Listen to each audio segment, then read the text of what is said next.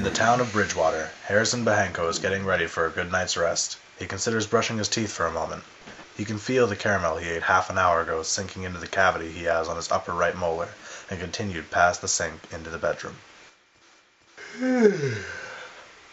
Harrison's wife is already in bed, waiting as she usually does for some sign of affection from her husband of 10 years. Harrison takes no notice of her and climbs into bed.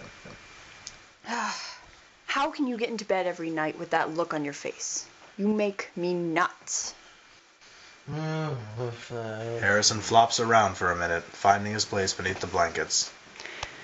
Light, Harry, light. I'm getting up at 5.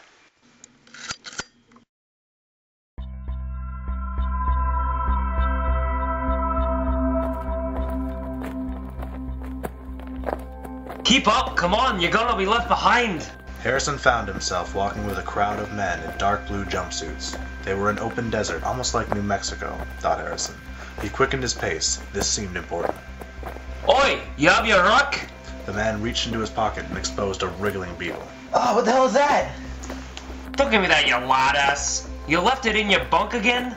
Harrison hesitated, but finally reached into his jumpsuit pocket. His fingers closed around the cold, writhing insect. He gagged.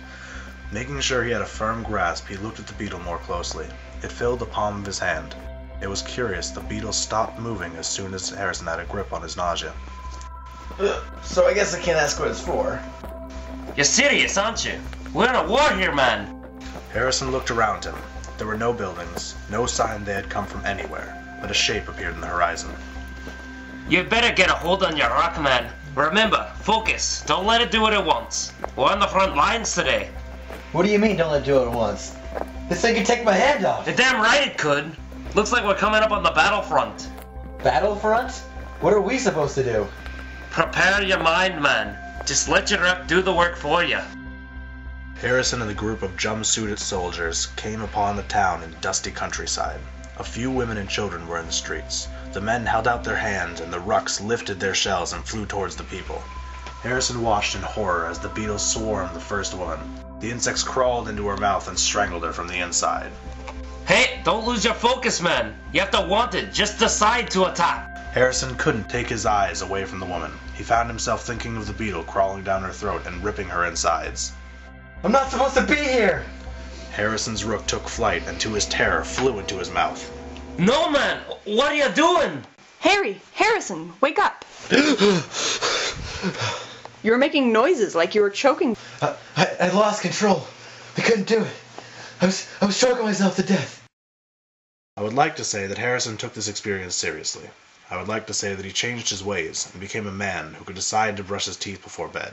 A man who could look his wife in the face and tell her he didn't love her. The paramedics came into the little Bridgewater cottage and carried Harrison's body away. It would appear he suffocated while his wife looked on in horror. I'm Dr. Gregory Morgoon, and I'm performing the autopsy on a Harrison Peter Bohinko. It looks like I've determined the cause of death. There appears to be some type of blockage in the trachea. What is this? It's a beetle.